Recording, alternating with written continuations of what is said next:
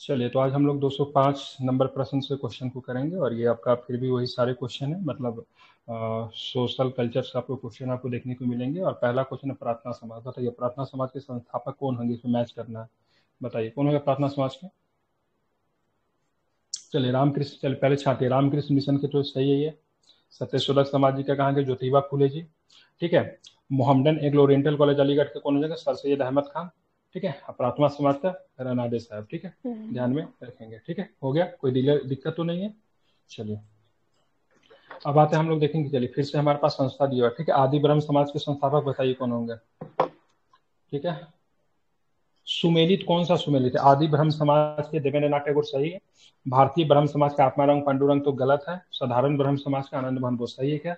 बताइए कौन सा सही है। ठीक है, तो इसका ऑप्शन नंबर होगा डी होगा, मतलब 1 और 3 की बात करेंगे सही है। ठीक है, मतलब भारतीय ब्रह्म समाज का संस्थापक का नाम क्या दिया हुआ, गलत दिया हुआ है। ठीक है, आदि ब्रह्म समाज के संस्थापक की बात करें देवेंद्र नाथ टैगोर सही है। ठीक है, साधारण ब्रह्म समाज की बात करेंगे तो आनंद मोहन बोस, ये भी सही है। ठीक है, ध्यान में रखना है दोनों सही। बाकी भारतीय ब्रह्म समाज की बात करेंगे तो ये आपका गलत दिया हुआ है। ठीक है, चलिए अब यहाँ पे फिर संस्था को फिर से मैच करना है, कितनी सारी संस्था है। ठीक है, आदि ब्रह्म समाज का बताइए। ठीक है, भारतीय ब्रह्म समाज के क्या हो जाएंगे। उसके बाद थियोसॉफिकल सोसाइटी का बताइए और सत्यशोधक समाज का बताइए। बताइए थियोसॉफिकल सोसाइटी का क्या होंगे। तो यहाँ पे तो सही है, थियोसॉफिकल सोसाइटी मिला हुआ है। सत्यशोधक समाज की बात करेंगे तो क्या हो जाएगा, ज्योतिबा फुले हो जाएंगे सत्यशोधक समाज। ठीक है, आ, आ, भारतीय ब्रह्म समाज क्या हो जाएंगे, भारतीय ब्रह्म समाज का केशव चंद्र आ, सेन। केशव से किधर है, केशव चंद्र। ठीक है, भारतीय ब्रह्म समाज और आदि ब्रह्म समाज का देवेंद्र नाथ टैगोर। ठीक है, तो इसका आंसर जो होगा क्या होगा, बी। ठीक है, बी क्या क्या है, एक आ दो, एक आ दो हमने लगाया, बिल्कुल एक आ दो। ध्यान रखिए आदि ब्रह्म समाज का क्या हो जाएंगे, तो देवेंद्र नाथ टैगोर हो जाएंगे। ठीक है, उसके बाद चलेंगे हम लोग देखेंगे बी नंबर का 4 है, मतलब भारतीय ब्रह्म समाज का संस्थापक केशव चंद्र सेन है। और बात करेंगे सी का 3, सी का 3 की बात करेंगे, थियोसॉफिकल सोसाइटी की बात करेंगे। ठीक है, तो थियोसॉफिकल सोसाइटी का क्या है, अलकॉट साहब। ठीक है, कर्नल अलकॉट। और बात करेंगे डी का 1 है। ठीक है, सत्यशोधक समाज का क्या हो जाएंगे, ज्योतिबा फुले। ठीक है, फिर से मिलान करना है, राजा राम मोहन राय आत्मीय सभा। ठीक है, देवेंद्र टैगोर की बात करेंगे तो तत्वबोधिनी, और इधर और क्या है। ठीक है, तो विवेकानंद जी की बात करेंगे तो रामकृष्ण मिशन, आत्माराम पांडुरंग की बात करेंगे तो प्रार्थना समाज। ठीक है, तो सही इसका नंबर क्या होगा, ठीक है 4 नंबर। ठीक है, अब आते फिर से मिलान करना है। ठीक है, प्रार्थना समाज की बात करेंगे, मिलान कीजिए किनके साथ मिलान होगा प्रार्थना समाज। पांडुरंग। नहीं, सुमेलित नहीं है। ठीक है, तो ध्यान रखिएगा, तो बी नंबर जो सुमेलित नहीं है, क्योंकि आत्मीय सभा का क्या हो जाएगा, क्या हो जाएंगे, राजा राम मोहन राय हो जाएंगे, न कि मतलब देवेंद्र नाथ टैगोर होंगे। ठीक है, प्रार्थना समाज आत्माराम पांडुरंग जी सही है। भारतीय ब्रह्म समाज केशव चंद्र सेन सही है। राधा स्वामी सत्संग की बात करेंगे तो तुलसी राम जी थे, ये भी आपका सही है। ठीक है, फिर से मिलान करना है। चलिए सर्विस ऑफ इंडिया सोसाइटी की बात करेंगे तो क्या नाम है ये, गोपाल कृष्ण गोखले जी सही है, बिल्कुल। उसके बाद सत्यशोधक समाज देवेंद्र टैगोर नहीं होंगे, तत्वोदनी समाज केशव चंद्र सेन नहीं होंगे। और भारतीय ब्रह्म समाज की बात करेंगे तो केशव चंद्र सेन होंगे, तो ये गलत दे दिया हुआ है। ठीक है, तो कौन सा सही है, तो केवल आपका डी नंबर सही है। सर्वेंट्स ऑफ इंडिया सोसाइटी की स्थापना गोपाल कृष्ण गोखले के द्वारा कब की गई थी, 1905 में। कब की गई थी। ठीक है, तो ध्यान में रखना 1905 में की गई थी। कब की गई थी, तो आपको ध्यान में रखना 1905 में की गई थी। ठीक है, कब की गई थी, तो 1905 में की गई थी। ठीक है, इसे आप ध्यान में रखेंगे। ठीक है, चलिए आप यहाँ पे देखेंगे कालाक्रुम। ठीक है, तो काल के हिसाब से इसको सजाना है। ठीक है, तो सबसे पहले आपका हो जाएगा ये वाला। ठीक है, सबसे पहले तुलसीदास जी के द्वारा, तुलसीदास की बात करेंगे सबसे पहले, क्योंकि ये आपके किसके समकालीन थे, अकबर के समकालीन थे नहीं। ठीक है, राजा राम मोहन राय, स्वामी विवेकानंद, राजा राम मोहन राय की बात करेंगे, उसके बाद स्वामी विवेकानंद आएंगे, स्वामी विवेकानंद, और उसके बाद दयानंद सरस्वती होना चाहिए। ठीक है, नहीं, दयानंद सरस्वती पहले है, फिर स्वामी विवेकानंद। ठीक है, मतलब 1 नंबर। उसके बाद ये 2 नंबर पे आएंगे, फिर दयानंद सरस्वती आ जाएंगे, उनके बाद स्वामी विवेकानंद आएंगे। ठीक है, इसे आप याद रखिएगा। चलिए, क्योंकि आप ऐसे भी याद कर सकते हो, दयानंद सरस्वती ने 1875 में आर्य समाज का स्थापना कर दिया था। और स्वामी दयानंद जी की बात करेंगे, उत्थान की बात करेंगे तो 1800 कब हुआ, 1893 में जाते हैं विश्व सम्मेलन में पार्टिसिपेट करने। 1897 में रामकृष्ण मिशन की स्थापना करते हैं, तो स्वामी विवेकानंद जी से मोस्ट सीनियर क्या हो जाए, दयानंद सरस्वती हो जाएंगे। दयानंद सरस्वती केशव चंद्र सेन के समकालीन थे। ठीक है, ब्रह्म समाज, रामकृष्ण मिशन, आर्य समाज में क्या समानता थी। ठीक है, ब्रह्म समाज की बात करेंगे, आर्य समाज की बात करेंगे, और रामकृष्ण मिशन में क्या समानता थी, इसको आपको ध्यान में रखना है। तो चलिए इसमें देखेंगे क्या समानता थी। तो यहाँ पे तीनों ही राजनीतिक उद्देश्यों के लिए नहीं बने, लेकिन तीनों ने देशभक्ति की भावना के विकास में सहायता दी थी। तीनों ही संगठनों का प्रादुर्भाव बंगाल में हुआ। ठीक है, क्या क्या था संगठन का नाम, क्या था? रामकृष्ण मिशन तो बंगाल में था, ब्रह्म संघार बंगाल में था, आर्य समाज बंगाल में नहीं था। ठीक है, बॉम्बे और लाहौर में था। ठीक है, तो ये तो गलत हो गया, सेकंड वाला ऑप्शन तो आपका गलत हो जाए। ठीक है, तीनों ही संगठनों के संस्थापकों ने शिक्षा इंग्लैंड में, ये भी गलत है। तीनों ही संगठनों के संस्थापकों ने राजनीतिक सक्रिय भाग लिया, ये भी गलत है। ठीक है, तो क्या था, पहला वाला ऑप्शन ही क्या है आपका सही है, क्योंकि मतलब तीनों की बात करेंगे, राजनीतिक उद्देश्य के लिए तीनों को स्थापित तो नहीं किया गया था, लेकिन तीनों ने ही देशभक्ति की भावना के विकास में मतलब क्या दिया, तो अपना योगदान दिया। ठीक है, तीनों ही संगठनों का प्रादुर्भाव की बात करेंगे तो बंगाल में नहीं हुआ था। ठीक है, ध्यान में रखेंगे। ब्रह्म समाज, रामकृष्ण मिशन और आर्य समाज तीनों ही राजनीतिक उद्देश्यों के लिए नहीं बने थे, लेकिन तीनों ही देशभक्ति की भावना के विकास में क्या की, तो सहायता दी। ब्रह्म समाज की स्थापना राजा राम मोहन राय ने किया था। कब किया था? 1828 में, कलकत्ता में किया गया था। रामकृष्ण मिशन विवेकानंद 1897 में, ये भी कलकत्ता में था, बेलूर मठ बोलते हैं। ठीक है, आर्य समाज की स्थापना की बात करेंगे 1875 में, स्वामी दयानंद सरस्वती ने बंबई में किया था। हालांकि इसकी एक शाखा की बात करेंगे तो आपको लाहौर में भी स्थापित है। ठीक है, कहाँ पर स्थापित इसकी एक शाखा? ठीक है, लाहौर। लाहौर में इसकी एक शाखा जो थी स्थापित थी। ठीक है, आप इसे भी ध्यान में रखेंगे। ठीक है, आप चलेंगे आगे, चलेंगे तो राजा राम मोहन राय की बात करेंगे। तो यह कहा कि ठीक है, ब्रह्मवाद को विश्व धर्म बनाना नहीं, हिंदू धर्म का पहचान वेदों में संस्थापित धर्म से की। ठीक है, इस पर जोर दिया कि इस पर एक पहुंचने का मार्ग हो सकता है। यह कहा कि हिंदू धर्म का शुद्धतम रूप उपनिषदों में निहित है। ठीक है, तो क्या हो जाएगा इसका, ये वाला से हिंदू धर्म का पहचान वेदों में संस्थापित धर्म से की। ठीक है, ये होना चाहिए, मतलब ऑप्शन नंबर 1 का 2।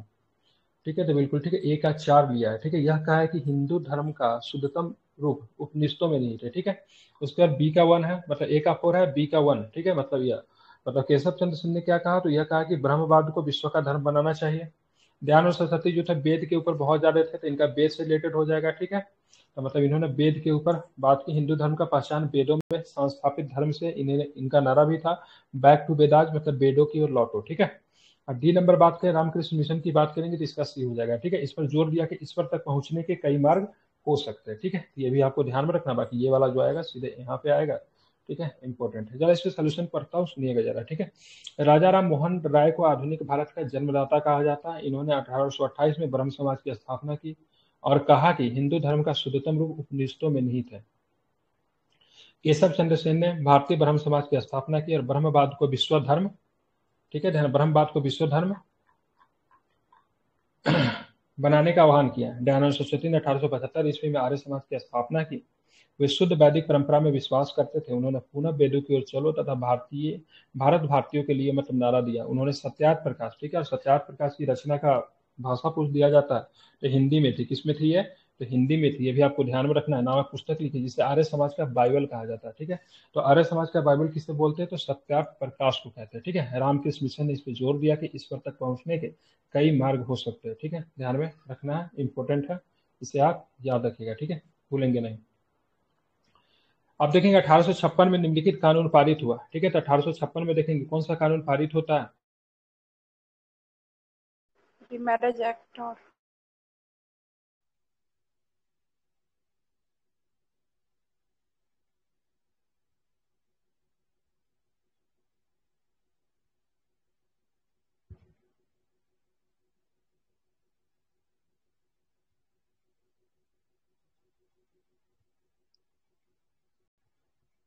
सर आवाज नहीं आ रही।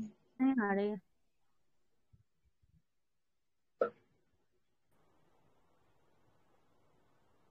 ठीक है, जा रही है आवाज अभी? जी सर अभी आ रही है। ठीक, ये वाईफाई इधर उधर होता है ना। ठीक है, तो हिंदू विधवा पुनर्विवाह की बात करेंगे तो कब था? तो 1856 में था। ठीक है, राज्य हड़प नीति का जो सिद्धांत जो आया था 1848 में आया था। ठीक है, सबसे पहले सतारा को हड़पा गया था। सती निषेध की बात करेंगे तो 1829 में था। ठीक है, धार्मिक असुविधा कानून, ये भी नहीं पता है। ठीक है, कब है ये धार्मिक असुविधा कानून? ये 1850 का है। ठीक है, कब का है? तो ये 1850 का। तो इसका आंसर क्या होना चाहिए? तो 1856 के हिसाब से तो इसका आंसर होना चाहिए ऑप्शन नंबर 3, जो कि किसी भी ऑप्शन में नहीं है। ठीक है, तो इसका आंसर कुछ भी नहीं होगा। ठीक है, आप ध्यान रखिए, सती निषेध रेगुलेशन की बात की, किस धारा कौन सा नियम का प्रयोग किया गया था? नियम बताइए। 17 धारा था। नियम 17। ठीक है, हिंदू विधवा पुनर्विवाह की बात करेंगे, ध्यान रखेंगे 1856 में आया था। राज्य हड़प नीति की बात करें 1848 में सबसे पहला राज्य जो हड़पा गया था सतारा, सतारा ही था ना 1848 में, ठीक है। और इसको कब हड़पा गया था, झांसी को कब हड़पा गया था, तो 1853 में, ठीक, तिरपन तिरपन, ठीक है। धार्मिक असुविधा कानून की बात करेंगे 1850 का। तो आप देखेंगे निम्नलिखित में से कौन से अधिनियम ब्रिटिश सरकार द्वारा 1856 में पारित किए थे, हिंदू विडो रीमैरिज एक्ट, ठीक है, ध्यान में रखेंगे, ये आपका हो जाएगा, ठीक है। तो क्या हो जाएगा इसका ऑप्शन, तो 4 भी है क्या, हाँ, general service instrument, journal service, ठीक है, क्या लिखा हुआ, इनलिस्टमेंट एक्ट की बात करेंगे तो ये भी आपका जनरल सर्विस इनलिस्टमेंट एक्ट की बात करेंगे तो ये भी आपका 1826 का है, 1856 का है, ठीक है। तो हिंदू विडो रीमैरिज एक्ट और साथ में जनरल सर्विस इनलिस्टमेंट एक्ट की बात करेंगे तो दोनों को दोनों का पारित हुआ था, तो 1856 में आपको पारित हुआ था, ठीक है, ध्यान में रखेंगे, ठीक है, क्लियर है, कोई दिक्कत नहीं। अब यहाँ पे देखेंगे ये क्या था, तो जनरल सर्विस इनलिस्टमेंट एक्ट के अनुसार बंगाली सेना के सभी भावी सैनिकों को यह स्वीकार करना होता था कि जहां कहीं भी सरकार उसकी आवश्यकता होगी वहां अपनी सेवा के लिए भेज देंगे, ठीक है। इससे मतलब मूलतः भारतीय सैनिकों को बर्मा वगैरह भेजा जाता था सेवा के लिए, ठीक है, जो कि समुद्र पार भेजा जाता था, और समुद्र को पार करना उनके लिए क्या समझा जाता, अपशकुन समझा जाता। तो ये भी जो एक जो पारित किया गया जर्नल सर्विस, ठीक है, एनलिस्टमेंट एक जो पारित किया गया, इससे भी क्या हुआ 1857 के विद्रोह में मतलब क्या हुआ, इसका भी असर आपको देखने को मिला, ठीक है, इससे आप याद रखेंगे। आप चलते आगे चलेंगे तो आगे कौन सा प्रश्न है, 1 मिनट। और धार्मिक अयोग्यता अधिनियम 1850 में आई थी, पता सती प्रथा, तो धारा 17 नियम 17 सॉरी 1829 में। निम्नलिखित समाज सुधारकों के उनके जन्म तिथि के कालक्रम के अनुसार व्यवस्थित कीजिए। देखिए तो इसमें सबका जन्म तिथि तो याद करना आसान तो नहीं है, ठीक है, क्योंकि याद होगा भी नहीं, ठीक है, लेकिन आप सोच सकते हैं रनाडे साहब और दयानंद सरस्वती। बताइए क्या होगा आप लोगों के हिसाब से आंसर, सबका तारीख तो याद नहीं। रनाडे साहब जो होंगे दयानंद सरस्वती और इन सबके बाद ही आए होंगे, ठीक है, मतलब आई थिंक पहले सबसे पहले बाबा राघव दास का तो बिल्कुल भी नहीं याद है। 2 1 3, 2 1 3, ठीक है, 2 1 3 तो पता था, चौथा वाला नहीं पता था मुझे, ठीक है, क्योंकि अंदाज पूरा तारीख तो याद नहीं है, क्योंकि देवेंद्रनाथ टैगोर जो थे ध्यान में 1817 राजा राम मोहन राय के साथ थे। सरस्वती साहब की बात करेंगे 1824 में इनका जन्म हुआ था। रनाडे साहब की बात करेंगे तो जस्टिस थे, 1842 में इनका जन्म हुआ था। बाबा राघव दास की बात करेंगे 1896 में जन्म हुआ था। फिर से रिपीट कर रहा हूँ, देवेंद्रनाथ टैगोर जी का जन्म 1817 में हुआ था। दयानंद सरस्वती जी का जन्म 1824 में हुआ था। महादेव गोविंद रनाडे का जन्म की बात करेंगे 1842 में हुआ था, ठीक है। बाबा राघव दास की बात करेंगे तो 1896 में जन्म हुआ था, ठीक है, इसे आप ध्यान में रखेंगे, ठीक है। निम्नलिखित में से कौन सा युग में सुमेलित नहीं है, ठीक है, तो service of India society Gopal Krishna Gokhale, ठीक है। सोशल सर्विस लेक की बात करेंगे तो जोशी साहब ठीक लग रहा है, ठीक है। सेवा समिति हृदयनाथ कुंजरू, हृदयनाथ कुंजरू है, इसका डाउट लग रहा है, ठीक है, हाँ ये भी ठीक है, ठीक है। अब social reform association Shri Ram Vajpayee की बात करेंगे, गलत है, फिर से रिपीट कर रहा हूँ। Service of India society Gopal Krishna Gokhale बिल्कुल सही है। सोशल सर्विस जो थे एम एन जोशी थे। और सेवा समिति की बात करेंगे तो हृदयनाथ कुंजरू थे, ठीक है, जिसको एस एन कुंजरू कहते हैं, ठीक है। अब बाकी सोशल रिफॉर्म एसोसिएशन की स्थापना की बात करेंगे तो इसके संस्थापक कौन को थे, Gopal Krishna Gokhale. Social reform association की स्थापना केशव चंद्र सेन ने की, सॉरी किसने, केशव चंद्र सेन ने, किसने की थी इसकी स्थापना, केशव चंद्र केशव, बिल्कुल ठीक है, तो याद रखिएगा, ठीक है, तो इंपॉर्टेंट है, ठीक है। सोशल रिफॉर्म एसोसिएशन की स्थापना किस तरीके से जाता है, तो केशव चंद्र सेन को जाता है, ठीक है। और service of India society Gopal Krishna Gokhale 1905 में, ठीक है। सोशल सर्विस लीग 1911 में एम एन जोशी, मतलब पूरा फुल फॉर्म क्या था, ठीक है, एन एम जोशी था, नारायण मल्हार जोशी, ठीक है। सेवा समिति की स्थापना हृदयनाथ कुंजरू ने, जिसकी स्थापना, ठीक है, 1914 में की। हृदयनाथ कुंजरू से क्या प्रश्न बनता है, कुछ बनता है ना हृदयनाथ कुंजरू से संविधान की रिलेटेड, इलाहाबाद में किए थे ना ये इसका, हाँ प्रयागराज में हुआ था, ठीक है। हृदयनाथ कुंजरू से संविधान सभा का कुछ प्रश्न बनता है ना, एच एन कुंजरू हाँ, सभा में थे वो, क्या थे, मेंबर थे उसका, मेंबर थे, लेकिन कुछ स्टेटमेंट वगैरह के लिए भी प्रश्न बनता, मेंबर तो थे ही।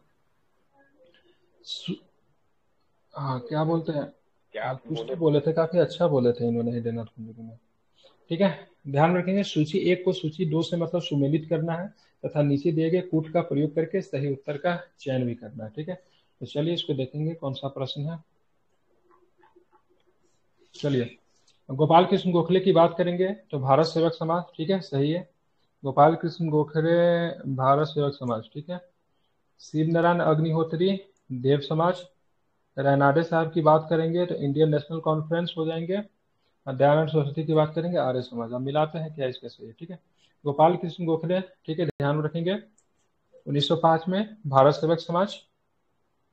शिव नारायण अग्निहोत्री की बात करेंगे देव समाज 1875 में।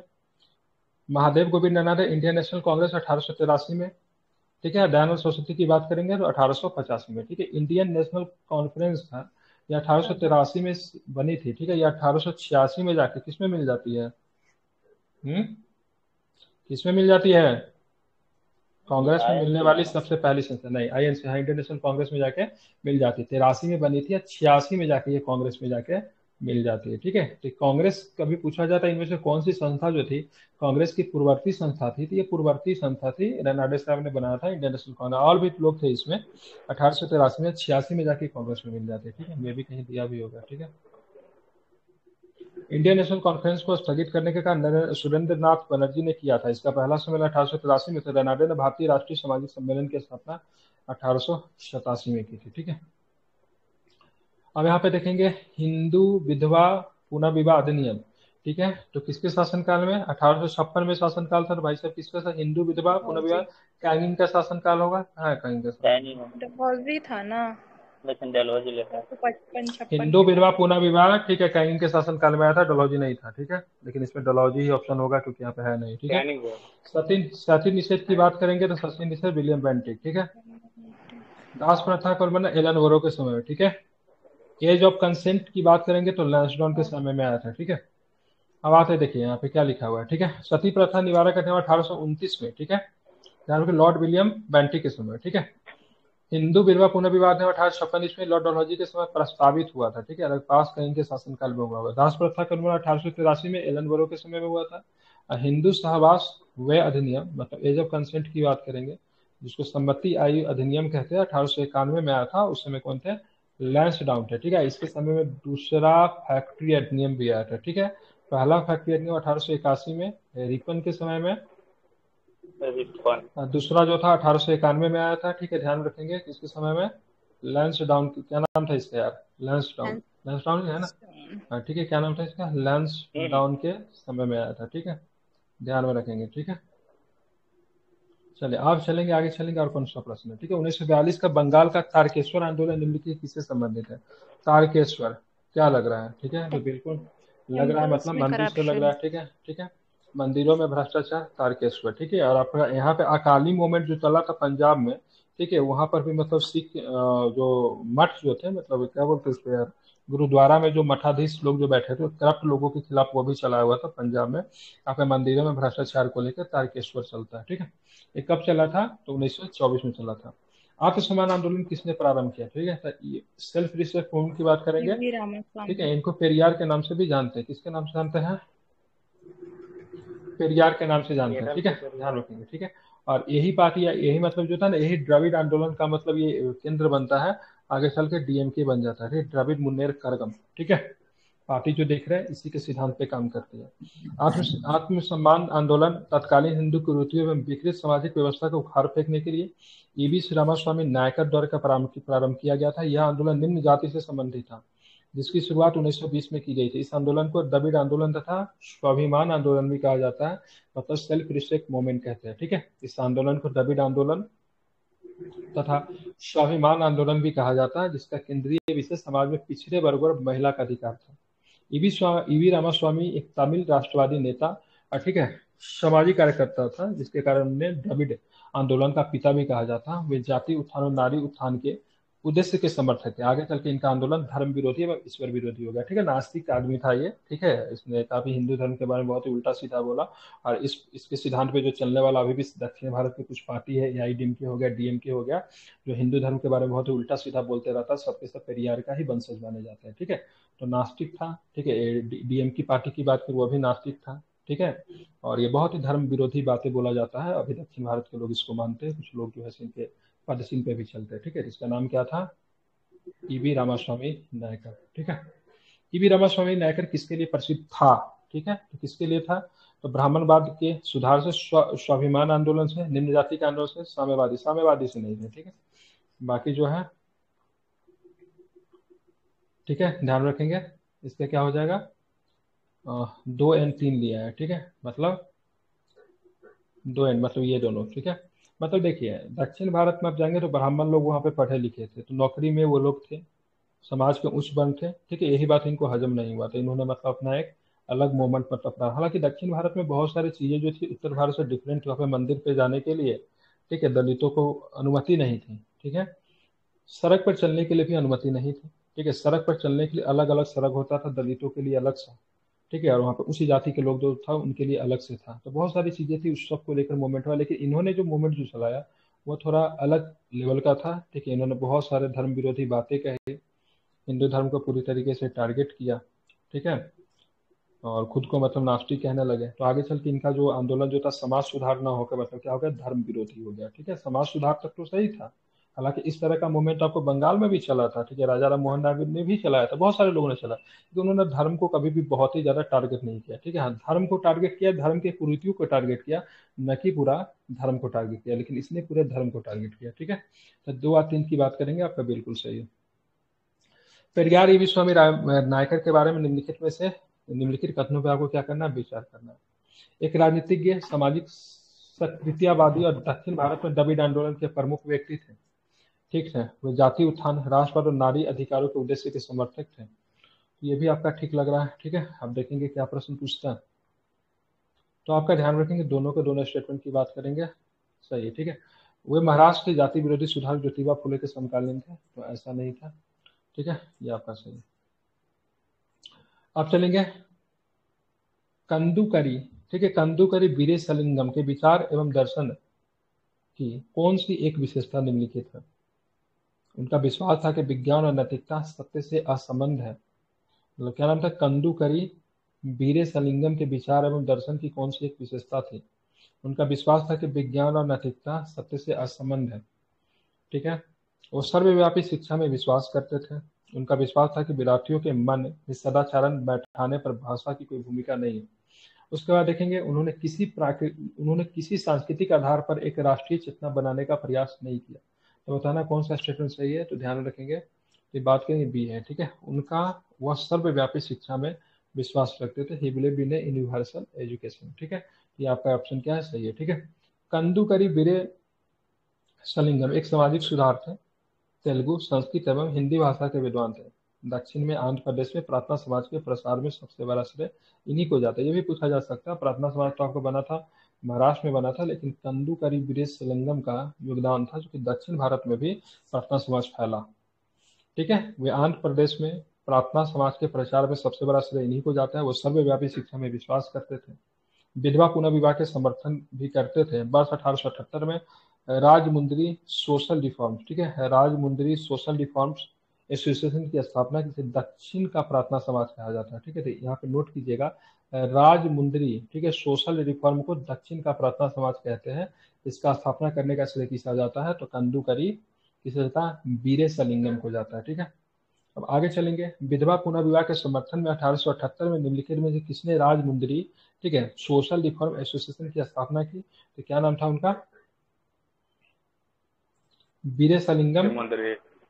ठीक है, हाँ बिल्कुल ठीक है, वीरेशलिंगम याद रखें।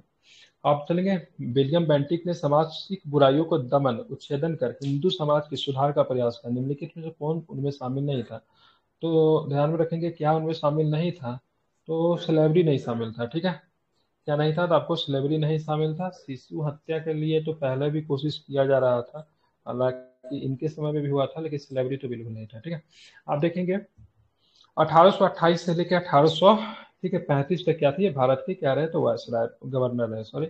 इस दौरान जो था बहुत अधिक मतलब क्या हुआ, तो इस दौरान क्या होता है, बहुत अधिक आपको सामाजिक सुधार आपको देखने को मिलता है। ठीक है, क्या क्या सामाजिक सुधार इस दौरान देखने को मिला, उस पर जरा हम लोग बात करेंगे। तो आप देख सकते हो इस समय 1829 में क्या हुआ, सती प्रथा का प्रतिबंध लगाया गया। ठगी प्रथा की समाप्ति के लिए कर्नल स्लीमन की नियुक्ति की गई, जो कि 1830 में सती प्रथा ठगी प्रथा का समाप्त हो गया। ये ठग कोई नॉर्मल ठग नहीं थे, ठीक है, ये ठग लोग ऐसे ऐसे ठग थे जो ठगी करने के बाद क्या करते थे, बहुत से लोगों की हत्या तक कर देते थे, ठीक है। अब ठगी कैसे करते थे, पहले क्या होता था, जत्था निकलता था, ठीक है, क्या होता है जत्था। ये जत्था क्या होता है, जैसे अभी हम लोग कैसे जाते हैं, प्लान मन किया तो अपने फैमिली को लेते घूम के चले आते, वैसे नहीं होता था पहले। अगर किसी को मंदिर, किसी को यात्रा पे जाना, मान लीजिए कोई व्यक्ति जाना बनारस की यात्रा पे जाने, तो पूरा गांव के गांव मतलब लोग निकलता था ऐसा, ठीक है। 50 लोग, 60 लोग, 80 लोग, 150 लोग होते थे, ठीक है। उसमें क्या करता थे ठग लोग, क्या होते थे उन जट्ठा में क्या करते थे, शामिल हो जाते थे, उनके साथ घुल मिल जाते थे।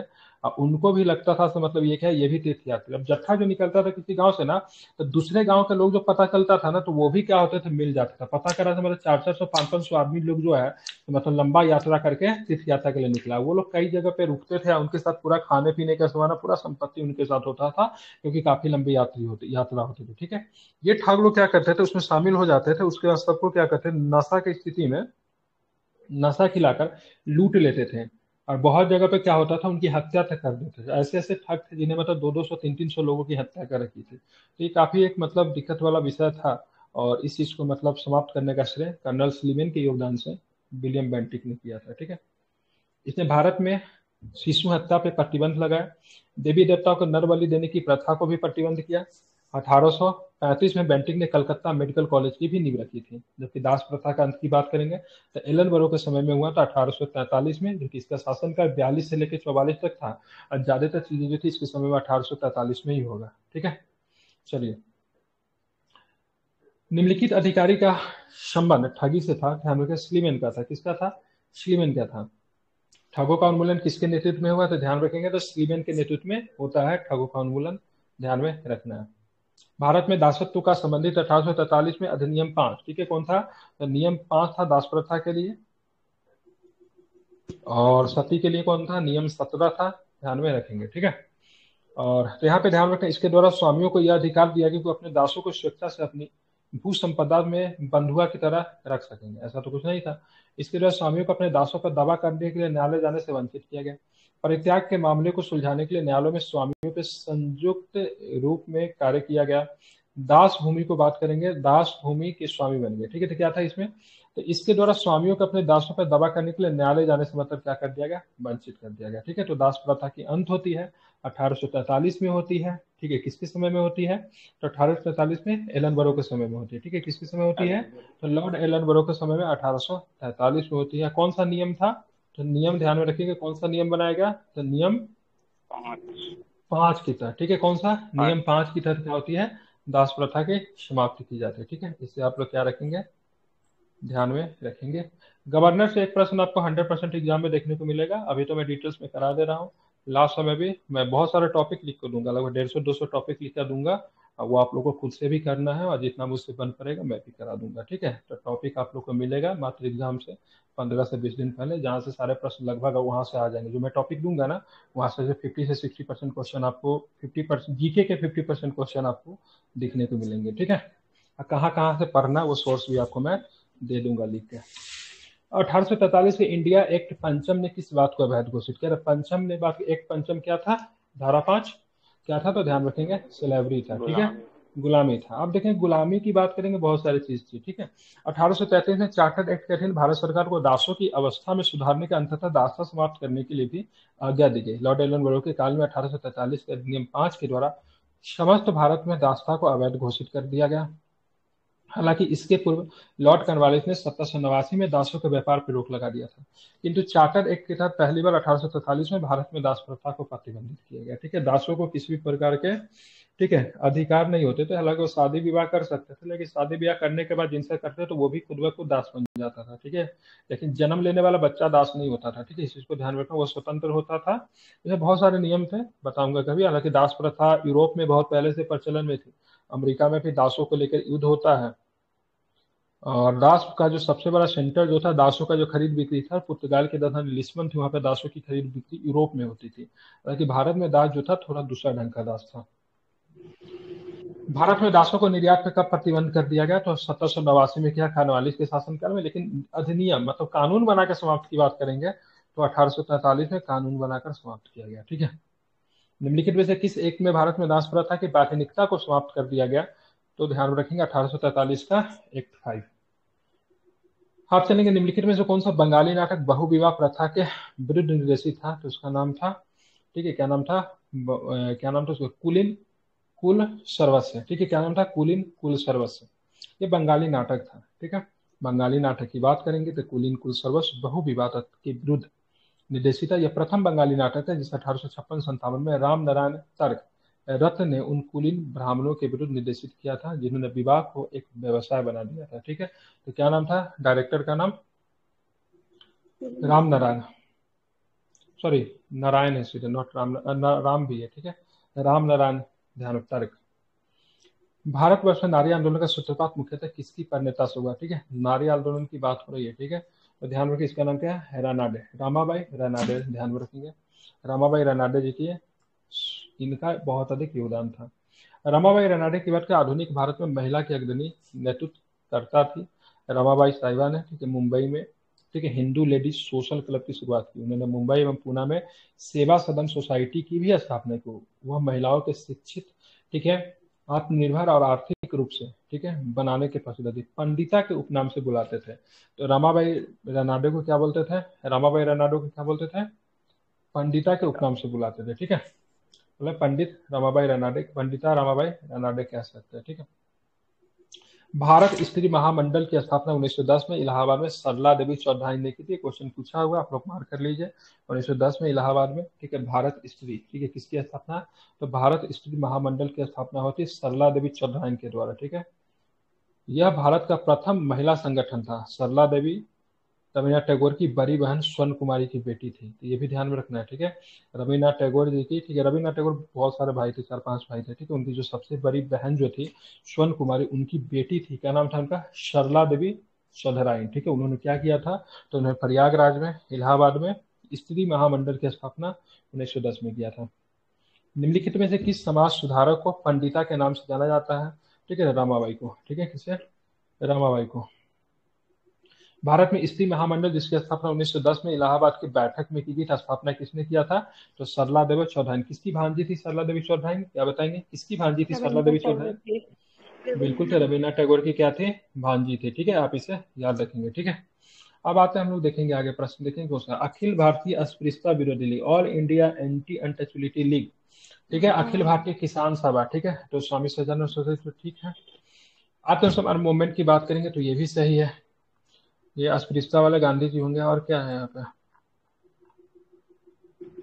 ध्यान रखिए सारे के सारे स्टेटमेंट क्या है, सही है। ठीक है, तो अखिल भारतीय अस्पृश्यता विरोधी लीग की बात करेंगे, ऑल इंडिया डिप्रेस की बात करेंगे तो महात्मा गांधी थे, 1932 में इसकी स्थापना की गई थी। अखिल भारतीय किसान सभा की बात करें 1936 में इसकी स्थापना हुई थी और लखनऊ में हुई थी। कहाँ पे हुई थी? लखनऊ में थे। ठीक है, इनमें कौन थे? तो रंगा साहब भी थे। ठीक है, एमजी रंगा, रंगा थे ना, रंगा साहब भी थे। ठीक है, जो कि मतलब साउथ के नेता थे। आत्मसम्मान मूवमेंट की बात करेंगे तो ईवी रामास्वामी नायकर ने चलाया था 1920 में। ठीक है, जो कि कहाँ पे चला था? दक्षिण भारत में मुख्य रूप से। कंजरो, कंजरो जिप्सी को भारतीय मूल का क्यों समझा जाता है? ठीक है, कंजर, ठीक है, कंजर जिसको जिप्सी कहते हैं, तो भारतीय धार्मिक रिवाजों का पालन करते थे। उनकी भाषा जो रोमानी कहलाती थी, एक भारतीय आर्य भाषा थी। उनका ये विश्वास था कि वे भारत में आए हुए। ठीक है, पूरा लिखित शासन का मौलिक गृह उत्तर प्रदेश में स्थापित है। उपयुक्त में से कौन सा कथन है? ठीक है, ध्यान रखें 2 आते हैं। ठीक है, जो सीडीएस के क्वेश्चन होते हैं ना, काफी अच्छे पूछे जाते हैं। उनकी भाषा जो रोमानी कहलाती है, एक भारतीय आर्य समाज है। ठीक है, ध्यान में रखेंगे।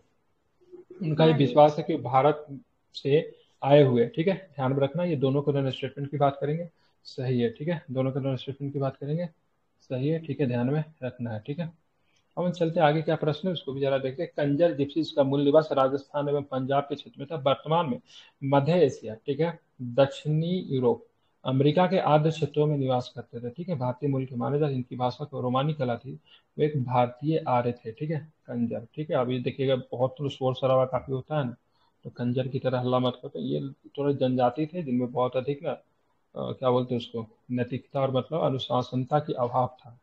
ठीक है, अब देखिए जमनालाल बजाज की बात करेंगे तो वर्धा का सत्याग्रह आश्रम, ठीक है, दादा भाई नौरोजी, बम्बई एसोसिएशन, लाला लाजपत राय, लाहौर का राष्ट्रीय विद्यालय भी, ठीक है। बाल गंगाधर तिलक सत्यशोधक समाज नहीं होंगे क्योंकि सत्यशोधक समाज की स्थापना 1873 में किसने की थी? ठीक है, तो ज्योतिबा ज्योतिबा फुले। फूले के द्वारा की गई थी। ठीक है, ज्योतिबा फूले की पत्नी जी का नाम क्या था? क्या नाम था उनकी पत्नी का? सावित्रीबाई फुले। ठीक है, उनकी मृत्यु कैसे हुई थी? ट्रेन दुर्घटना में मृत्यु हो गई थी, या फिर पहाड़ पे चढ़ रही थी तो गिर गई थी, या फिर पानी भरते के दौरान कुएं में गिर गई थी, या फिर इनमें से कोई नहीं? ट्रेन एक्सीडेंट में। बहुत सुंदर। ठीक है, ये 1897 जब प्लेग जब आया था ना, तो वहाँ पे प्लेग में क्या था ना, ऐसे बहुत सारे लोगों की मदद करने के दौरान प्लेग से ग्रसित होने की वजह से इनकी मृत्यु हुई थी। ठीक है, मतलब प्लेग से खुद मतलब ग्रसित हो गई थी, लेकिन फिर भी मतलब प्लेग के जो मतलब रोगी जो थे उनका कंटिन्यू मदद की जा रही थी। ठीक है, 1897 के प्लेग में, जिसमें बंगाल में, महाराष्ट्र में प्लेग बहुत ही व्यापक पैमाने पर फैला था। इसी में जो थे चापेकर बंधु ने 2 प्लेग अधिकारी रैंड और एम्हा, क्या नाम था, रैंड और एम्हा, दोनों की हत्या भी कर दी थी। ठीक है, चलिए, तो इसका आंसर क्या होगा? डी। अब चलते हैं all India depress classes association के बारे में निम्नलिखित में से कौन सा कथन सही है? All India depress classes association के बारे में निम्नलिखित में से कौन सा कथन सही है? तो all India depress classes association का गठन नागपुर में हुआ। इसके प्रथम निर्वाचित अध्यक्ष एमसी राजा थे। ठीक है, डॉक्टर भीमराव अम्बेडकर ने 1926 में all India depress classes association में उपस्थित नहीं हुए थे। अम्बेडकर ने all India depress classes association से इस्तीफा दे दिया और 1930 में स्वयं का all India depress classes Congress बनाया। अब बताना है, इसमें all India depress classes association ने दलित वर्ग हेतु पृथक निर्वाचन मंडल में अम्बेडकर की मांग का समर्थन किया। बताना कौन सा स्टेटमेंट सही है, तो ध्यान रखिए यही आपका सही है। ठीक है, मतलब ये ऑल इंडिया डिप्रेस क्लासेस सही पूछ रहा था ना, कि गलत पूछ रहा था? Let me check. सही नहीं है, अच्छा, वही मुझे डाउट लगा। ठीक है, मतलब ये सही नहीं है, मतलब ये आपका गलत है। ठीक है, all India depress classes association ने दलित वर्ग हेतु पृथक निर्वाचन मंडल की अम्बेडकर की मांग का समर्थन किया था, ये आपका गलत है। मतलब ऊपर का सारे के सारे स्टेटमेंट सही है। मतलब all India depress classes association का गठन नागपुर में हुआ था।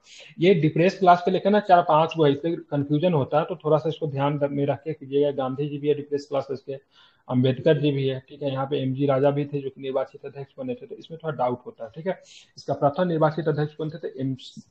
एमसी राजा थे। ठीक है, और डॉक्टर भीमराव अम्बेडकर 1926 में all India depress classes association में उपस्थित नहीं हुए थे। ठीक है, बिल्कुल। और 1930 में उन्होंने खुद का बना लिया था। अम्बेडकर ने all India depress classes association से इस्तीफा दे दिया। 1930 में स्वयं का all India depress classes Congress बनाया। ठीक है, एक all India depress class league है, बहिष्कृत हितकारिणी सभा। ठीक है, तो इससे मिलता जुलता नाम है। आप चलो भीमराव अम्बेडकर जी के बारे में जान लेते हैं। जन्म हुआ था 1891 में। नेहरू जी का जन्म था 1889 में। ठीक है, इनका जन्म 1891 में। ठीक है, 14 अप्रैल को इनका जन्म है। इनका जन्म जो था एक महार फैमिली में होता है। ठीक है, महार मतलब डोम जाति के में थे, महार कुल में, महू मध्य प्रदेश में हुआ था।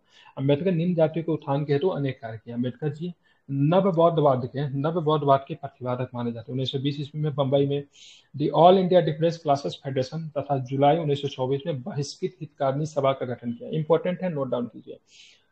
All India depress class federation, the all India depress class federation की बात करें 1924 में बना था बंबई में। देखिए, तारीख भी पूछ सकता है, संस्थापक भी पूछ सकता है, और कहाँ पे बना था वो भी पूछेगा। या फिर ऐसा बीपीएससी तो अब ऐसे तो सिंपल वे में तो नहीं पूछेगा, पूछेगा all India, the all India depress classes federation के संबंध में निम्नलिखित कथनों पर विचार करना। इसकी स्थापना 1920 में नागपुर में हुई थी। ठीक है, इसके संस्थापक डॉक्टर भीमराव अम्बेडकर थे। उपयुक्त में से कौन सा कथन सही है? तो 1920 में तो हुई, नागपुर में नहीं, कहाँ पे? बंबई में हुआ। ठीक है, और संस्थापक कौन थे? डॉक्टर भीमराव अम्बेडकर। अब बात है 1924 में चलेंगे, तो बहिष्कृत हितकारिणी सभा का गठन किया गया। ठीक है, कब? तो 1924 में बहिष्कृत हितकारिणी सभा, जिसका उद्देश्य क्या था? अस्पृश्य लोगों को नैतिक तथा भौतिक उन्नति करना। तीनों गोलमेज सम्मेलन में पार्टिसिपेट करते हैं। उनके प्रयत्नों से ब्रिटिश सरकार सांप्रदायिक अधिनिर्णय की घोषणा तो करती है, लेकिन कांग्रेस इसके लिए तैयार नहीं था। पृथक निर्वाचन के विरोध में गांधी जी 1932 में पूना समझौता पे हस्ताक्षर किया। हालांकि गांधी जी ने हस्ताक्षर नहीं किया था, दोनों के बीच समझौता होता है। हस्ताक्षर पंडित मदन मोहन मालवीय ने किया था। दैट टाइम गांधी जी की बात करेंगे तो पुणे के यदवरा जेल में थे। कौन था? यरवदा जेल में थे पुणे के। ठीक है, अम्बेडकर 1920 में मुख्य नायक एक साप्ताहिक पत्रिका थी। अब वर्ष 1927 में बहिष्कृत भारत पत्र का प्रारंभ किया था। अम्बेडकर जी से 2 प्रश्न हमारा यहाँ पे निकल कर आता है। मुख्य नायक साप्ताहिक पत्र का स्थापना इन्होंने किया था। 1927 में बहिष्कृत, ठीक है, भारत पत्र का भी प्रारंभ किया। इन्होंने एक महार सत्याग्रह चलाया था। कौन सा था? महार सत्याग्रह, ठीक है। कब हुआ था महार सत्याग्रह? ये भी आई थिंक 1927 का है, ठीक है। महार सत्याग्रह महाराष्ट्र में था। यहाँ पे क्या था, बहुत सारे महार जाति के लोग जो थे वो सभी लोग इसमें शामिल होते हैं और क्या करते हैं, तालाब के चुल्लू से मतलब क्या करते हैं, पानी पीते हैं। क्या करते हैं, तालाब के चुल्लू से मतलब क्या करते हैं, पानी पीते हैं, क्योंकि इनको तालाब से पानी पीने का अधिकार इनको नहीं दिया गया था, ठीक है। और उसके बाद वहां पे महार सत्याग्रह में क्या होता है ना, तो हिंदू धर्म ग्रंथ क्या बोलते हैं उसको, मनुस्मृति को भी जलाया जाता है, ठीक है। तो महार सत्याग्रह भी 27 में है, ठीक है। मुख्य नायक 1920 में है। बहिष्कृत भारत पत्र 1927 में। अम्बेडकर 1930 ईस्वी में all India depress classes Congress का गठन किया। यह आपका इंपॉर्टेंट तारीख है, याद रखेंगे। इस संस्था के द्वारा ही 1932 में दलित वर्ग हेतु अलग से निर्वाचन सीट की मांग की और इनकी मांग को सरकार ने मांग भी लिया। रामसे मैकडोनाल्ड की सरकार थी, हालांकि गांधी जी से मतभेद हो जाने के बाद इनके पूना समझौता करना पड़ा। इसको पूना पैक्ट के नाम से हम लोग जानते हैं।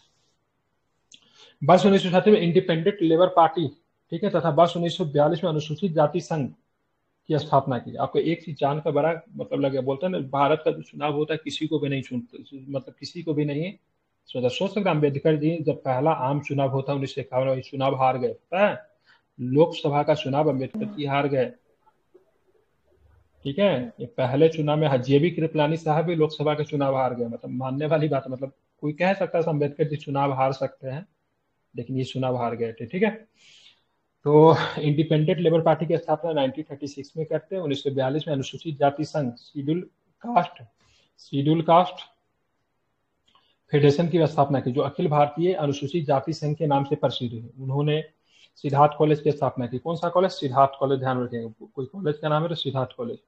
1926 में all India depress classes association द्वारा दलित वर्गों हेतु पृथक निर्वाचन में भाग नहीं लिया था, ठीक है। 1931 में बॉम्बे में संपन्न अखिल भारतीय दलित वर्ग नेतृत्व सम्मेलन में अछूतों के लिए अलग निर्वाचन सीट की भी मांग की थी। अम्बेडकर ने वर्ष 1922 में डिप्रेस क्लास इंस्टीट्यूट की स्थापना की। भारत के प्रथम विधि मंत्री बनाए गए थे, ठीक है। हालांकि क्या होता है ना, क्या होता है, एक मतभेद हो जाता है नेहरू जी से और ये इस्तीफा दे दिए थे, ठीक है।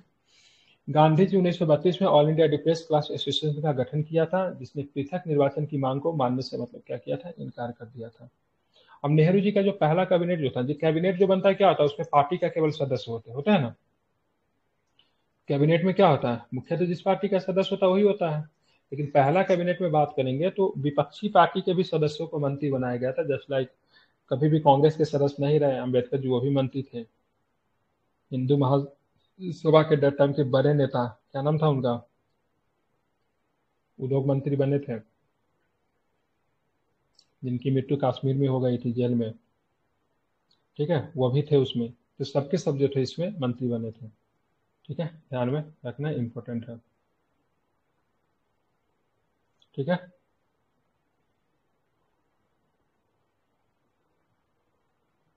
चलिए आगे चलते हैं।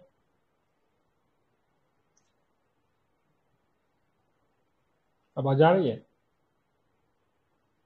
सर आ रही है। आवाज आ रही है। जी सर आ रही है।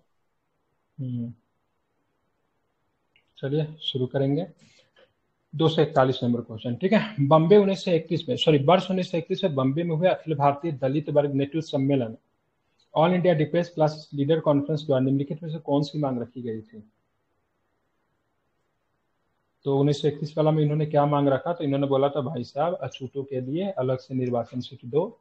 अब ये अलग से निर्वाचन सीट क्या होता है, ठीक है। मान लीजिए कोई क्षेत्र ऐसा घोषित किया जाएगा और क्षेत्र में आप देखोगे तो दो चीजें होगी, ठीक है। जो खरा जो होंगे चुनाव में, जो खरा होंगे वह भी मतलब क्या होंगे, अछूत ही होंगे। मतलब अछूत में नहीं कह रहा हूँ, मतलब शेड्यूल कास्ट के लोग होंगे। और जो वोट देने वाले लोग होंगे वो भी शेड्यूल कास्ट के लोग होंगे। तो इसी को पृथक निर्वाचन कहते हैं। तो ब्रिटिश ने इस नीति को अपनाया था समाज को बांटने के लिए, ठीक है, ध्यान रखेंगे। अखिल भारतीय अनुसूचित जाति संघ को किससे स्थापित किया, तो ध्यान में किसने स्थापित किया, तो अम्बेडकर जी ने, ठीक है, ध्यान रखेंगे, अम्बेडकर जी के द्वारा। 1924 में बंबई में बहिष्कृत हितकारिणी सभा की स्थापना किसने की, तो one and only Ambedkar ji, ठीक है, ध्यान में रखना। अब चलेंगे, निम्नलिखित में किन दलों की स्थापना डॉक्टर भीमराव अम्बेडकर ने की थी, ठीक है। तो peasant and workers party of India, all India schedule caste federation, independent labour party. ठीक है, तो इसके आंसर की बात करेंगे, ध्यान रखेंगे, तो इसका आंसर क्या होगा, 2 NT होगा। ठीक है, इंडिपेंडेंस लेबर पार्टी सही है, all India schedule caste federation, ठीक है, ये भी सही है। ठीक है, पीजेंट एंड वर्कर्स पार्टी की स्थापना इन्होंने नहीं किया था। ठीक है, किसने किया था, पीजेंट एंड वर्कर्स पार्टी की स्थापना पुणे महाराष्ट्र में हुआ था, जिसमें केशव चंद्र जेठे शामिल थे, केशव राव जेठे, शंकर राव मोरे शामिल थे। तो पीजेंट्स एंड वर्कर्स पार्टी की स्थापना मुंबई में हुई थी, सॉरी पुणे में हुई थी, महाराष्ट्र में हुई थी। इसमें शामिल को थे केशव राव जेठे और शंकर राव मोरे। ठीक है, इससे आप याद रखेंगे। ठीक है, इंपॉर्टेंट। आप चलते हैं अम्बेडकर के संबंध में निम्नलिखित, अम्बेडकर के संबंध में निम्नलिखित कथनों में से कौन सा कथन सही है। कथनों के नीचे दिए गए कूट का सही उत्तर सुनिए। उन्होंने सिद्धार्थ कॉलेज की स्थापना की थी, बिल्कुल सही, अभी हम लोगों ने पढ़ा। ठीक है, उनकी पत्रिका मुख्य नायक थी। ठीक है, मुख्य नायक तो थी, लेकिन साल सही है क्या, मुख्य नायक 1920 में, तारीख गलत लग रहा है। डिफेंस क्लास इंस्टीट्यूट भी सही है। ठीक है, वह भारत के प्रथम सुरक्षा मंत्री थे, तो ये गलत है। तो कौन सा सही उत्तर है, तो ध्यान रखेंगे 1, 2, 3। ठीक है, मतलब तारीख सबका सही था, मतलब 1920 में, 1922 में। ठीक है, तो भारत के पहले कौन मंत्री थे, तो विधि मंत्री थे। कौन सा मंत्री थे, तो विधि मंत्री थे, ध्यान में रखेंगे, न कि मतलब क्या थे, सुरक्षा मंत्री थे। ठीक है, तो मुख्य नायक 1920 सही है, डिप्रेस क्लास इंस्टीट्यूट 1922 सही है। ठीक है, तारीख भी आपको याद रखना पड़ेगा। ठीक है, क्योंकि महत्वपूर्ण है तारीख। नव बौद्धवाद के प्रतिपादक कौन थे, तो ध्यान रखेंगे अम्बेडकर जी थे। अम्बेडकर जी ने, ठीक है, अम्बेडकर जी ने बहुत सारे, ये हिंदू, मतलब इनका कहना था, ठीक है, मैंने तो हिंदू धर्म में पैदा लिया, ठीक है, वो मेरी गलती नहीं थी, मेरा इस पे पकड़, मैं इसको चेंज नहीं कर सकता, लेकिन मैं मरूंगा तो मैं हिंदू धर्म में नहीं। ठीक है, तो इन्होंने इस्लाम का अध्ययन किया, इन्होंने क्रिश्चियनिटी का अध्ययन किया, इन्होंने बौद्धिज्म का अध्ययन किया, इन्होंने जैनिज्म का अध्ययन किया, और मरने से मतलब कुछ ही दिन पहले बॉम्बे में, आई थिंक 1856 में, 1956 में इन्होंने, 1956 में नहीं, मृत्यु इनकी कब होती है, 56 में इनकी मृत्यु होती है। तो कुछ दिन पहले, तारीख याद नहीं, इन्होंने क्या किया, बहुत बड़े भीड़ के सामने में अपने बहुत सारे अनुयायियों के साथ मतलब क्या किया, इन्होंने बौद्ध धर्म को अपना लिया। ठीक है, बौद्ध धर्म की संख्या जो थी बहुत अधिक कम हो गई थी, और इनके साथ, ठीक है, 1 लाख से अधिक लोगों ने जो बौद्ध धर्म को अपनाया, तो उनकी संख्या बौद्धिज्म में, मतलब बौद्धों की संख्या मतलब भारत में सघन मतलब काफी अधिक बढ़ जाती है। ठीक है, तो इन्होंने अपना धर्म परिवर्तन कर लिया था अपने मृत्यु से पहले। ठीक है, नेटिव मैरिज एक्ट की बात करें तो किस वर्ष पारित हुआ, तो ध्यान रखें 1872 में हुआ। ठीक है, आप नेटिव मैरिज एक्ट से क्या प्रश्न है, इसमें काफी पूछा जाता है, इसमें BM मालावारी जी के योगदान से इसको पास किया गया था। ठीक है, ध्यान रखें, BM मालावारी जी, क्या था इसमें, तो सिविल मैरिज एक्ट या फिर नेटिव मैरिज एक्ट। ठीक है, नेटिव का मतलब क्या होता है, देसी।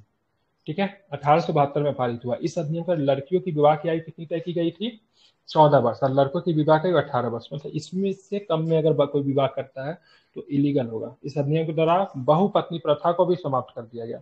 इस अधिनियम के पारित कराने में महत्वपूर्ण भूमिका केशव चंद्र सेन की थी। ठीक है, ध्यान रखेंगे यहाँ। अच्छा, केशव चंद्र सेन किसमें थे, एज ऑफ कंसेंट में BL मालावारी जी का था। दी एज ऑफ कंसेंट 1891 में BM मालावारी जी के प्रयासों से वायसराय लैंसडाउन के समय पारित किया गया। इसके द्वारा 12 वर्ष से कम आयु की लड़कियों के विवाह पे मतलब क्या कर दिया गया, प्रतिबंध लगा दिया। तो एज ऑफ कंसेंट में क्या था, 12 वर्ष से कम उम्र के लड़कियों का मतलब क्या हो सकता था, विवाह नहीं हो सकता था। ठीक है, विवाह नहीं हो सकता था, ध्यान रखेंगे। और सिविल मैरिज एक्ट की बात करेंगे तो इसमें लड़कों के विवाह की आयु 18 वर्ष और लड़कियों की विवाह की आयु कितनी थी, इसमें 14 वर्ष तय की गई थी। ठीक है, अभी शारदा एक्ट आएगा है जो कि इरविन के शासनकाल में था। ठीक है, वो भी आपको ध्यान में रखना है। 1872 में नेटिव मैरिज एक्ट को पारित करने वाला महत्वपूर्ण भूमिका किसने में आई थी, तो इसमें केशव चंद्र सेन थे। ठीक है, ध्यान में रखना। अब चलेंगे आगे, कौन सा प्रश्न वो भी जरा देखते हैं। अंतरजातीय, ठीक है, अंतरजातीय एवं विधवा पुनर्विवाह संबंधित 1872 ईस्वी का अधिनियम क्या था, तो इसमें ध्यान रखेंगे, उसको क्या बोलते थे, उसको बोलते थे ब्रह्म मैरिज एक्ट। ठीक है, अंतरजातीय एवं विधवा पुनर्विवाह से संबंधित 1872 ईस्वी का अधिनियम ब्रह्म मैरिजेज एक्ट कहलाता है। ठीक है, इसमें क्या था, इंटरकास्ट मैरिज, और साथ में क्या था, विडो रीमैरिज था। ठीक है, कब आया था, तो 1872 में था। इसको क्या बोलते थे, ब्रह्म मैरिजेज एक्ट कहते थे। ठीक है, ध्यान में रखना। बाल विवाह प्रथा को नियंत्रित करने हेतु 1872 में सिविल मैरिज एक्ट में लड़कियों की विवाह की आयु न्यूनतम कितनी की गई, तो ध्यान रखें 14 वर्ष की गई थी। लड़कों का अगर बात करेंगे तो क्या 18 साल किया गया था। ठीक है, आप इसे याद रखेंगे। ठीक है, महत्वपूर्ण है। आप चलेंगे, दी एज ऑफ कंसेंट 21 वर्ष पारित हुआ, तो 1891 में पारित हुआ था लैंसडाउन के शासनकाल में। ठीक है, लैंसडाउन के शासनकाल में। ठीक है, आप देखेंगे 1829 में सारदा एक्ट, ठीक है, वही हरिविलास सारदा जो थे उनसे संबंधित है। विधवा विवाह की स्वीकृति प्रदान की गई। इससे कारखानों में बच्चों की नौकरी पे प्रतिबंध लगा रही, इसने लड़कों और लड़की को विवाह की न्यूनतम आयु निर्धारित की। तो यही आपका सही है, ठीक है। तो ये न्यूनतम आयु से निर्धारित है। इसमें बोला था भाई साहब देखिए लड़कियों का वही चूज था, ठीक है। 1872 वाला था, उसी को मतलब इसे सेम टू सेम इसमें कॉपी किया गया था। बाल विवाह निरोध अधिनियम 1929 में, जिसे सामान्य शारदा अधिनियम कहा जाता है, 1930 में लागू हुआ। इस अधिनियम के तहत लड़कियों की आयु 14 वर्ष तथा लड़कियों की 18 वर्ष न्यूनतम निश्चित की गई। इस अधिनियम को पारित करवाने में राजस्थान के विख्यात इतिहासकार हरविलास शारदा का महत्वपूर्ण योग था। कहाँ से आते थे? राजस्थान से आते थे, ठीक है। और ये जो आपका जो था शारदा अधिनियम जो था 1929 में लॉर्ड इरविन के शासनकाल में पारित होता है। किसके शासनकाल में? गवर्नर का नाम भी हमारे लिए क्या है, महत्वपूर्ण है, तो ध्यान में रखेंगे। इरविन के शासनकाल में। कब होता है? तो 1929 में होता है, इरविन के शासनकाल में, ध्यान में रखेंगे, ठीक है। उम्र कितना था फॉर गर्ल्स? कितना था फॉर गर्ल्स? कितना बताया गया है? ठीक है, 14, ठीक है। 14 था। लड़कों के, ठीक है, लड़कों के लिए कितना था? तो लड़कों के लिए बात करेंगे तो 18 साल था, ठीक है। हाँ ठीक। आप चलेंगे आगे, ठीक है। बात शारदा अधिनियम के अंतर्गत लड़कियों एवं लड़कों की आयु तय करेंगे तो कितना था? तो 14 और 18 था, ठीक है। शारदा एक्ट अधिनियम किससे संबंधित है? तो ध्यान रखें बाल विवाह के, ठीक है, प्रतिबंध से ये एक जो है आपका संबंधित है। राजस्थान के विख्यात इतिहासकार जो एक समाज सुधारक भी थे, कौन थे? तो हरविलास शारदा जो थे, ध्यान में रखेंगे, ठीक है। आप चलेंगे यहाँ पे JED बेथुन, गहरे संबंध से किसे? बेथुन साहब जो थे, ध्यान रखें किससे संबंधित है? तो ये आपका किससे संबंधित है? स्त्री शिक्षा से संबंधित है, वुमेन एजुकेशन से संबंधित है। बेथुन कॉलेज की स्थापना भी इन्होंने किया था, ठीक है। देखेंगे बेथुन साहब की बात करें, गहरे ढंग से स्त्री शिक्षा से जुड़े थे। इसी शिक्षा के संबंध में वास्तविक कार्य इन्होंने किया। वे शिक्षा, ये शिक्षा परिषद के अध्यक्ष थे। उन्होंने 1849 में कलकत्ता में कन्या विद्यालय की स्थापना की, ठीक है, ध्यान में रखेंगे, महत्वपूर्ण है, आप इसे याद रखिएगा, ठीक है, ध्यान में रखना। आप चलते हैं 1911 में सोशल सर्विस लीग की बात करेंगे तो जोशी साहब ने किया था। किसने किया था? तो नारायण मल्हार जोशी, ठीक है, जिसको क्या बोलते हैं? NM जोशी बोलते हैं। 1911 में इन्होंने सोशल सर्विस लीग की स्थापना किया था। कहाँ पे किया था? तो बॉम्बे में किया गया था, ठीक है, बॉम्बे, ठीक है। बॉम्बे का नाम मुंबई कब बनता है? बॉम्बे मुंबई कब बनता है, बता सकता है कोई? 95 में कि 99 में? 95 कि 96? 94 तो मुझे याद आ रहा है, ठीक है भाई, चेक कर लीजिए। शायद 97 में। 97 तो नहीं होगा, शायद 94 95 होगा, देख लीजिए एक बार, ठीक है। या तो 94 होगा तो 95 होगा, चेक करके हमें भी बता दीजिए। निम्नलिखित में से किस संगठन की स्थापना NM जोशी ने की थी? ठीक है, NM जोशी ने किसकी स्थापना की थी? तो सामाजिक से मतलब सोशल सर्विस लीग, ठीक है, मतलब सामाजिक सेवा समिति बम्बई, ठीक है, इसकी स्थापना NM जोशी साहब ने की थी, ठीक है। अब आते हैं सेवा समिति की। सेवा समिति की स्थापना इलाहाबाद में 1914 में किसने की थी? तो हृदयनाथ कुंजरू ने की थी। पहले भी हम लोगों ने इनके बारे में पढ़ा था। हृदयनाथ कुंजरू की बात करेंगे तो हृदयनाथ कुंजरू ने संविधान सभा के बारे में क्या कहा था? आत्मा, प्रस्तावना को आत्मा इन्हीं ने कहा था क्या? ठीक है, कुछ याद आ रहा, भूल रहा हूं इनसे क्या?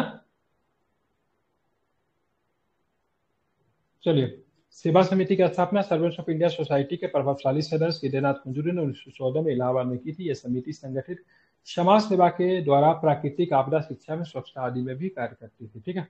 अब बता, अस्पृश्यता समुदाय के लोगों को लक्षित कर प्रथम मासिक पत्रिका बिटाल, ठीक है, बिटाल विध्वंसक किसके द्वारा प्रकाशित की गई थी? ठीक है, तो क्या नाम था इनका? गोपाल बाबा वलंगकर, ठीक है, ध्यान रखिए, क्या नाम है? बिटाल विध्वंसक। क्या नाम है पत्रिका का? नाम कितना तगड़ा नाम है, बिटाल विध्वंसक। स्थापना किसने किया था? गोपाल बाबा वलंगकर, ठीक है। इनके बारे में थोड़ा पढ़ लेते, ये भी आपके साउथ से आई थिंक आते थे। गोपाल बाबा वलंगकर एक समाज सुधारक थे जिन्होंने, ठीक है, अस्पृश्य लोगों के सुधार के लिए अनेक कार्य किए। उन्होंने लोगों को सामाजिक आर्थिक शोषण से छुटकारा भी दिलाया। वर्ष 1888 में उन्होंने अस्पृश्य समाज को जागरूक करने के उद्देश्य से बिटाल विध्वंसक नामक पुस्तक प्रकाशित की, ठीक है, कब? 1888 में। के रंगाराव जो आंध्र प्रदेश के थे, उन्होंने अस्पृश्यता के विरुद्ध संघर्ष छेड़ा। विठल रामजी सिंधे ने महाराष्ट्र में अस्पृश्यता के विरुद्ध संघर्ष छेड़ा तथा दलित जातियों के आर्थिक एवं राजनीतिक उत्थान के लिए कार्य किया। BR सिंधे 1906 में डिप्रेस क्लासेस मिशन सोसाइटी की स्थापना की। पूछा हुआ BR सिंधे से, ठीक है, डिप्रेस क्लासेस मिशन, ठीक है। मंगू राम ने दलित उत्थान के लिए प्रशंसनीय कार्य भी किए थे, ठीक है, तो मंगू राम का ध्यान रखिएगा, ये भी दलित उत्थान के लिए ही कार्य किए थे।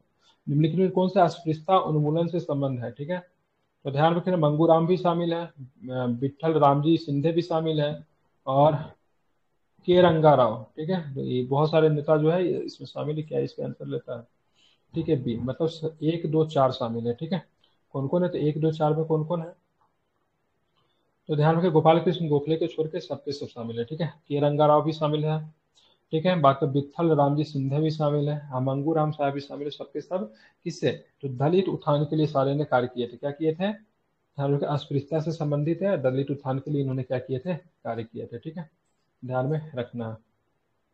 अब चलेंगे आगे, चलेंगे। क्या बॉम्बे वाला का आंसर नहीं मिला?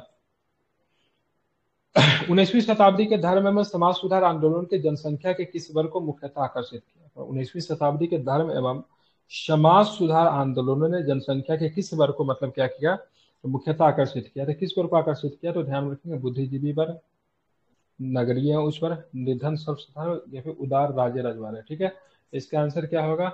ये इन सभी लोगों ने मिलकर, मतलब इंटेलेक्चुअल जो थे वो भी थे, अपर कास्ट अर्बन थे वो भी थे, और सब में लिबरल प्रिंसेस की बात करें, सभी ने मिलकर मतलब क्या किया? ये सभी सामाजिक और भारत में धार्मिक एवं सामाजिक पुनर्जागरण की सदी माना गया इस काल को। इन सभी बुद्धिजीवी वर्गों ने मिलकर बहुत सारे सामाजिक कार्य किए। ठीक है, ध्यान में रखेंगे। निम्न से किस वर्ग को सर्वप्रथम 95 पश्चिमी दिया है। सभ्यता ने प्रभावित किया? 95 में, 94 95 में। ठीक है, तो निम्न में से किस वर्ग को सर्वप्रथम पश्चिमी सभ्यता ने प्रभावित किया? तो शिक्षित हिंदू मध्यम वर्ग। ठीक है, शिक्षित हिंदू मध्यम वर्ग को सबसे पहले, ठीक है, पश्चिमी सभ्यता ने क्या किया? ठीक है, वेस्टर्न कल्चर से बहुत अधिक क्या था? इन्फ्लुएंस थे। ठीक है, इसमें राजा राम मोहन राय जैसे लोग भी आते थे। ठीक है, ध्यान रखेंगे। और बात करेंगे पश्चिमी शिक्षा में किनका पकड़ पड़ा? तो रूसों के ऊपर मैकियावेली, टॉल्स्टॉय जो कि रशियन लेखक थे। ठीक है, टॉल्स्टॉय के 1 2 किताब का नाम बता सकते हैं? क्या नाम है टॉल्स्टॉय का कोई भी किताब का नाम? War of peace. War and peace. ठीक है, ध्यान रखो वार एंड पीस की बात करेंगे, टॉल्स्टॉय की किताब है। ठीक है, इसमें अन्ना गांधी जी ने करेनिना बहुत वो अधिक। भी अन्ना करेनिना है, वो भी लियो टॉल्स्टॉय का है। अन्ना कैरेनो की बात करेंगे, वो फिर लियो टॉल्स्टॉय की है। ठीक है, गांधी जी मैकियावेली की प्रभावित बात है, कौन करेंगे। सा किताब था इनका? क्या? गांधी जी प्रभावित है ना इनके किताब से? कोई किताब का नाम क्या था वो? इनके किताब से प्रभावित है थॉरो के पुस्तक जो थे। थॉरो का कौन सा पुस्तक था? जिनसे अनटू द लास्ट, उनसे गांधी जी बहुत अधिक प्रभावित है। ठीक है, तो टॉल्स्टॉय और on Thoreau. To the last John Ruskin का है। रस्किन, हाँ, रस्किन के किताब से on to the Gandhi ji last बहुत, जॉन टू द रस्किन का है। लास्ट। हालांकि गांधी जी को, हाँ ठीक है, गांधी जी को जो सबनिया बग्गा वगैरह का जो प्रेरणा जो मिली थी, थॉरो से मिली थी, टॉल्स्टॉय से मिली थी, और क्या रस्किन से भी वो मतलब प्रभावित थे। ठीक है, हालांकि सारे के सारे यूरोपियन मतलब उनके क्या थे? उनके विद्वान थे। थोरियू के आइडियोलॉजी से प्रभावित है, विचार से प्रभावित है। हाँ बिल्कुल, ठीक है। तो शिक्षित मध्यम वर्ग में भारत में पश्चिमी सभ्यता के समान जनतांत्रिक संस्थाओं में भी भाग लेने थे। इन सारे के सारे और भी बहुत सारे, जैसे रशियन रेवोल्यूशन से भी बहुत सारे हैं, तो उनसे भी मतलब शिक्षित हिंदू मध्यम वर्ग ने प्रेरणा लिया। यही सारे लोग जो थे भारत में क्या करेंगे? तो बहुत अधिक मतलब इन्होंने क्या किया? सामाजिक सुधार किया। ठीक है, अब देखिए राधा स्वामी सत्संग के संस्थापक कौन थे? ठीक है, इनका नाम था शिवदयाल साहब। ठीक है, ये भी प्रश्न पूछा हुआ है। ठीक है, शिवदयाल साहब शिवदयाल साहिब। ठीक है, इनको ध्यान में रखना है। ये राधा स्वामी, ठीक है, सॉरी, राधा स्वामी सत्संग के क्या थे? संस्थापक थे। ठीक है, तो शिवदयाल साहब की बात करेंगे। तुलसीदास जो स्वामी महाराज के नाम से प्रसिद्ध थे, वह आगरा में, ठीक है, आगरा में सन 1861 में राधा स्वामी सत्संग की स्थापना की थी। पूछा जाता है कई बार। ठीक है, इनको तुलसीदास के नाम से भी, ये एक टीचर थे। ठीक है, ये ध्यान रखिए, एक शिक्षक थे ये। ठीक है, राधा स्वामी सत्संग की स्थापना की, इनका जन्म 24 अगस्त 1818 के पन्नी, ठीक है, पन्नी गली आगरा में होता है। वर्तमान में दयालबाग में राधा स्वामी सत्संग का ब्रह्म मंदिर है। सत्यानंद अग्निहोत्री शिवनारायण अग्निहोत्री 1870 में लाहौर में देव समाज की स्थापना की। ठीक है, तो देव समाज की स्थापना से 2 प्रश्न पूछा जाता है। तारीख तो आज तक मैं नहीं देखा हूँ, मतलब किसने किया सो पूछा जाता है, और कहाँ पे हुआ वो भी पूछा जाता है। ठीक है, तो लाहौर में। ठीक है, तो लाहौर की बात करेंगे। लाहौर में उस समय ना, दैट टाइम की बात करेंगे, तो सारे के सारे पूंजीपति वर्ग, ठीक है, हिंदू शासक, मतलब राजा की बात को, वो भी हिंदू था। लाहौर को बसाने वाला भी लोग भी हिंदू था, और हिंदुओं की जनसंख्या बहुत अधिक थी। ठीक है, लेकिन कैसे न कैसे लाहौर जो था पाकिस्तान के हिस्से में चला गया, क्योंकि दिक्कत है ना, पाकिस्तान को कोई भी बड़ा शहर नहीं मिल रहा था, इसलिए ठीक है लाहौर ही उसको दे दिया गया। ठीक है, हालांकि लाहौर को लेने की भारत में बहुत कोशिश की गई थी। चलिए, अब यहाँ पे एक प्रश्न है और भी ज्यादा देखेंगे। ठीक है, अब यहाँ पे देखेंगे, हाँ, स्वामी श्रद्धानंद का ध्यान में रखिएगा। स्वामी श्रद्धानंद जो थे, वो हरिद्वार के निकट कांगरी में गुरुकुल विश्वविद्यालय की स्थापना किया था। ठीक है, क्योंकि आर्य समाज जब बाद में टूटेगा ना, तो आर्य समाज दो चीजों पे टूटेगा। ठीक है, किस चीजों पे टूटेगा? एक जो था पश्चिमी शिक्षा के समर्थक जो थे, तो पश्चिमी शिक्षा और मतलब जो गुरुकुल शिक्षा के समर्थक। ठीक है, दूसरा जो था मांसाहारी और दूसरा जो थे शाकाहारी थी। तो ये जो थे स्वामी शाहजानंद, क्या नाम था, स्वामी श्रद्धानंद जो था, जिनकी हत्या कर दी गई थी दिल्ली में बाद में। ठीक है, दिल्ली में इनकी हत्या कर दी गई थी। ये मतलब शाकाहारी के समर्थक थे और साथ में गुरुकुल शिक्षा के समर्थक थे। इसलिए हरिद्वार के निकट मतलब इन्होंने क्या कांगरी में गुरुकुल विश्वविद्यालय की स्थापना किया। दूसरा शाखा जो आर्य समाज का टूटा ना, वो लोग जो थे वो किसके थे? तो वो लोग मतलब क्या थे, मांसाहारी के समर्थक थे और उन्होंने डीएवी की स्थापना की, दयानंद एग्लो वैदिक स्कूल की स्थापना किया। इसकी पहली शाखा जो थी ये भी आपको लाहौर में ही आपको देखने को मिलती है। और इसके जो पहले जो थे लाला हंसराज जो थे, इसके कौन बने थे? हाँ, प्रिंसिपल बने थे। ठीक है, मतलब कह सकते जो भी कह लीजिए, लाला हंसराज। ठीक है, तो आर्य समाज टूटता है। ठीक है, 1902 में। आगरा स्थित दयालबाग संबंधित है, किससे संबंधित? आगरा स्थित दयालबाग तो राधा स्वामी पंत से संबंधित है। ठीक है, ध्यान रखें, जिसको तुलसीदास भी कहते थे। अब यहाँ पे एक स्टेटमेंट है, इसको जरा समझिए। 19वीं सदी के सामाजिक धार्मिक आंदोलनों के कारण भारत का आधुनिकीकरण हुआ। 19वीं सदी में सामाजिक धार्मिक आंदोलनों के कारण भारत के आधुनिक, ठीक लग रहा है, कोई दिक्कत नहीं। भारतीय धार्मिक आंदोलनों में मूल बुद्धिवाद, वैज्ञानिक दृष्टिकोण तथा ऐसे विचार थे जो आधुनिकता के आधार माने जाते हैं। तो बॉट स्टेटमेंट की बात करेंगे, ध्यान में रखेंगे, दोनों को दोनों स्टेटमेंट है और एक दूसरे को मतलब क्या करते हैं, मतलब एक्सप्लेनेशन भी एक दूसरे के क्या है तो करेक्ट है। ठीक है, ध्यान में रखना। शिक्षा की वर्धा योजना किसके द्वारा प्रस्तुत किया गया? बहुत सुंदर क्वेश्चन है। ठीक है, राधा कृष्णन साहब होंगे, कोठारी साहब होंगे, डब्ल्यू हंटर होंगे या फिर महात्मा गांधी होंगे। ठीक है, तो वर्धा योजना किससे संबंधित था? तो गांधी जी से संबंधित था वर्धा योजना। ठीक है, और वर्धा योजना में क्या क्या चीजें थी, ध्यान रखेंगे। 1937 में आया था। कब आया था वर्धा योजना? 1937 में आया था। 1937 में आया था गांधी जी के द्वारा। इसमें क्या था? सप्तवर्षीय निःशुल्क एवं अनिवार्य शिक्षा होगा। ठीक है, मतलब 7 साल का जो शिक्षा दिया जाना चाहिए वो निःशुल्क होना चाहिए, अनिवार्य हो चाहिए। अभी कितने वर्षों का शिक्षा निःशुल्क और अनिवार्य दिया जाता है? ठीक है, अभी 14 वर्षों का दिया जाता है। ठीक है, अभी 14 वर्ष, हाँ 14 वर्षों का शिक्षा क्या अभी निःशुल्क और अनिवार्य है। ठीक है, इन्होंने बोला से भाई शिक्षा का भाषा क्या होना चाहिए? मातृभाषा में दिया जाना चाहिए। ठीक है, उद्योगों के आधार पर शिक्षा की व्यवस्था। ठीक है, मतलब शिक्षा इस प्रकार से दो बच्चों को, ताकि मतलब बच्चे पढ़ने के बाद, ठीक है, मतलब पूरी तरीके स्किलफुल एजुकेशन होना चाहिए और स्वावलंबन पर आधारित शिक्षा होना चाहिए। ठीक है, ये सारी चीज कही गई थी वर्धा योजना में, जो कि शिक्षा से संबंधित है। कब था? 1937। ठीक है, और ध्यान में रखिएगा एक यहाँ पे एक एजुकेशन कमिटी बनी थी। ठीक है, मतलब पाठ्यक्रम क्या रहेगा ना, तो ये भी पूछ सकता था। इसमें गांधी जी मार्क मत आइए, जाकिर हुसैन साहब को बनाया गया था। ठीक है, तो यहाँ पे जो प्रस्ताव पारित किया गया, तो एक व्यापक सिलेबस तैयार किया गया, बच्चे को आखिर पढ़ाया क्या जाए, इसके लिए जाकिर हुसैन समिति गठित की गई थी। ठीक है, वर्धा शिक्षा योजना को नई तालीम भी कहा जाता है। ठीक है, तो नई तालीम आपको बहुत जगह पे आपको विद्यालय में मिलेगा। ठीक है, आपको बहुत सारे शहर में जाएंगे तो नई तालीम नाम का आपको विद्यालय आपको मिल जाएगा, जो कि कहीं ना कहीं मतलब वर्धा शिक्षा से मतलब खुद को जोड़ने की कोशिश करता हूँ। ठीक है, रहने दे, क्या और करवा दें। ये क्वेश्चन बहुत बड़ा लग रहा है, इसको कीजिए। 18 वर्ष की आयु में स्नातक, 20 वर्ष की आयु में प्रोफेसर तथा सुधारक निष्ठ संपादक, 25 वर्ष की आयु में सार्वजनिक सभा, ठीक है, और प्रांतीय सम्मेलन का मंत्री, 29 वर्ष की अवस्था में राष्ट्रीय कांग्रेस के मंत्री, 34 वर्ष की आयु में प्रांतीय विधायक बने, 36 वर्ष की आयु में इंपेरियल विधायक बने। ठीक है, 39 वर्ष की आयु में भारतीय राष्ट्रीय कांग्रेस के अध्यक्ष बने। देशभक्त महात्मा गांधी ने अपना गुरु मांगा, वो व्यक्ति कौन थे? तो गोपाल कृष्ण गोखले थे। ठीक है, मात्र 18 वर्ष की आयु में जो थे ग्रेजुएट थे, 20 वर्ष की आयु में प्रोफेसर बन गए थे। ठीक है, 25 वर्ष की आयु में सार्वजनिक सभा और प्रांतीय सम्मेलन के मंत्री बने थे। 29 वर्ष की अवस्था में भारतीय राष्ट्रीय कांग्रेस के मंत्री बने। 34 वर्ष की अवस्था में प्रांतीय विधायक बने। 36 वर्ष की आयु में इंपीरियल विधायक बने थे। 39 वर्ष की आयु में भारतीय राष्ट्रीय कांग्रेस के अध्यक्ष बने थे। तो गोपाल कृष्ण गोखले ने किस कांग्रेस के अधिवेशन की अध्यक्षता की थी? 1905 वाले नहीं, बनारस में किए थे जो 1905 वाला जो बनारस में हुआ था, उसी के जीपी गोखले थे। ठीक है, ध्यान रखेंगे। तो उपरोक्त वर्णन गोपाल कृष्ण गोखले के बारे में बात हो रही, जिन्होंने 1866 में कोल्हापुर में जन्म लिया था। ठीक है, 1884 में एल्फिस्टन कॉलेज से स्नातक, 1886 में ठीक है, फर्गुसन कॉलेज पूना में, ठीक है, फर्गुसन कॉलेज पूना में अर्थशास्त्र में इतिहास का आचार्य नियुक्त किए गए थे। अगर पूछेगा गोखले साहब किस कॉलेज के प्रोफेसर थे, तो फर्गुसन कॉलेज के प्रोफेसर थे, ठीक है, ध्यान में रखेंगे। इन्होंने बताया एल्फिस्टन कॉलेज से मतलब क्या हुआ था, ग्रेजुएट हुए थे। 1902 में इंडियन लेजिस्लेटिव काउंसिल के सदस्य नियुक्त हुए। गोपाल कृष्ण गोखले एक उदारवादी नेता थे, ठीक है। 1905 में बनारस कांग्रेस अधिवेशन की अध्यक्षता की थी। राजनीतिक गुरु की बात करेंगे तो इसके राजनीतिक गुरु रनाडे साहब थे, ठीक है। गांधी जी अपने राजनीतिक गुरु मानते थे। गोखले ने 1950 में भारत सेवक संघ, ठीक है, की स्थापना भी की थी, ठीक है।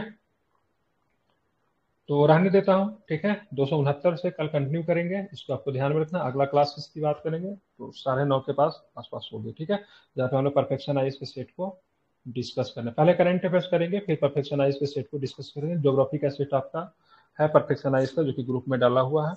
अगर आप लोगों ने नहीं बनाया है तो कम से कम थोड़ा देख भी लीजिए ऊपर नीचे से प्रश्न क्या आ रहा है, ताकि समझने में दिक्कत ना हो, ठीक है। मिलते हैं 9:30 बजे। Thank you very much.